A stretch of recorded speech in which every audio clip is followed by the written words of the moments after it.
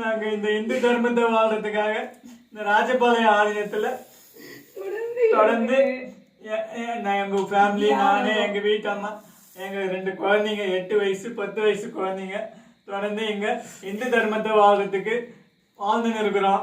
பூஜை புனஸ்காரம் செஞ்சுக்கிட்டு வர்றவங்களுக்கு யோகா பூஜை தியானம் சொல்லி கொடுத்துட்டு இருக்கோம். வந்து போற மக்களுக்கு உணவு கொடுத்துட்டு இருக்கோம், அன்னதானமா கொடுத்துட்டு இருக்கோம்.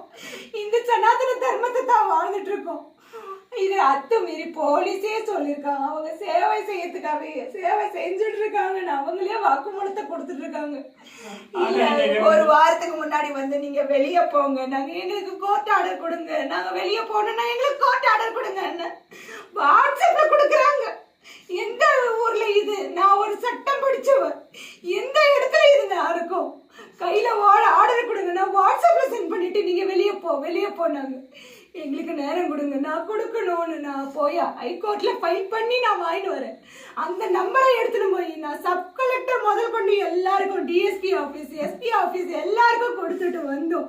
நான் நேற்று கூட கொடுத்துட்டு வரேன். ஐயா திங்கக்கிழமை எங்களுக்கு எல்லாமே ஆர்குமெண்ட்டுக்கு கேட்குறேன்னு சொல்லியிருக்காங்க, ஆர்டர் கொடுக்குறேன்னு சொல்லியிருக்காங்க. வெயிட் பண்ணுங்க ஐயா, நான் கெஞ்சுறேன்.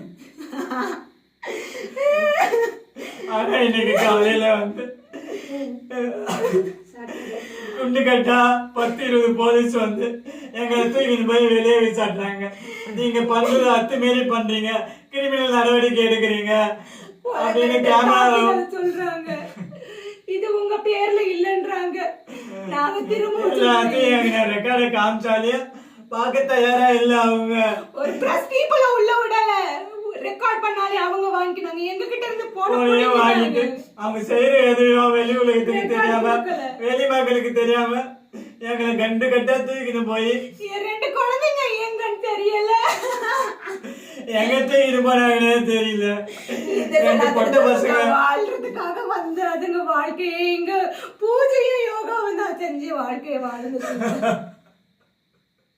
இன்னைக்கு எங்க தூக்கிட்டு போய் வச்சிருக்காங்க, எங்கேயோ கடத்தி கொண்டு போயிட்டாங்க. மக்களே காப்பாத்துங்க, மக்களே.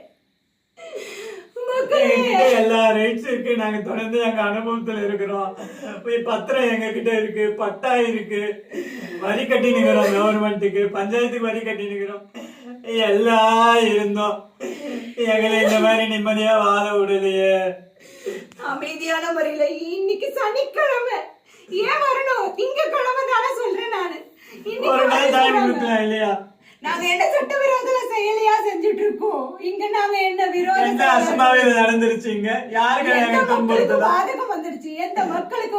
உங்களுக்கு யாரை துன்புறுத்த நடத்தினா? நீங்க எங்களை வெளியே போக விடாம வழிய மறைச்சிட்டீங்க. அப்போ நாங்க உள்ள இருந்து தண்ணிக்கு கூட இல்ல, எங்களுக்கு தண்ணி குடிக்க கூட இல்ல. ஓடையில போற தண்ணியை எடுத்து வடிகட்டி குடிச்சிட்டு இருக்கோம். அத கூட இன்னைக்கு செய்ய விடாம எதுவும் தண்ணி கொடுக்கல. தடை உத்தரவு போடுற அளவுக்கு நாங்க என்னையா செஞ்சோம்? எந்த மக்களுக்கு பாதி? இது ஊர்ல இருந்து ஒதுக்குப்புறமா இருக்கு, சேத்தூருக்கு மக்களோட இது வர்றதுன்றதே அங்க நம்ம தியான விடத்துக்கு வந்தாதான். அதர்வைஸ் அவங்களுக்கு என்ன டிஸ்டர்பன்ஸ் இல்ல. நாங்க எங்களுடைய இந்து தர்ம வாழ்க்கை நிம்மதியா வாழ்ந்துட்டு இருக்கோம். வர்றவங்களுக்கு ஹீலிங் கொடுத்து அவங்களுடைய நோயை போக்கி, வர்றவங்களுக்கு உணவளிச்சு யோகா கத்து கொடுத்து சேவை செஞ்சுட்டு வாழ்ந்து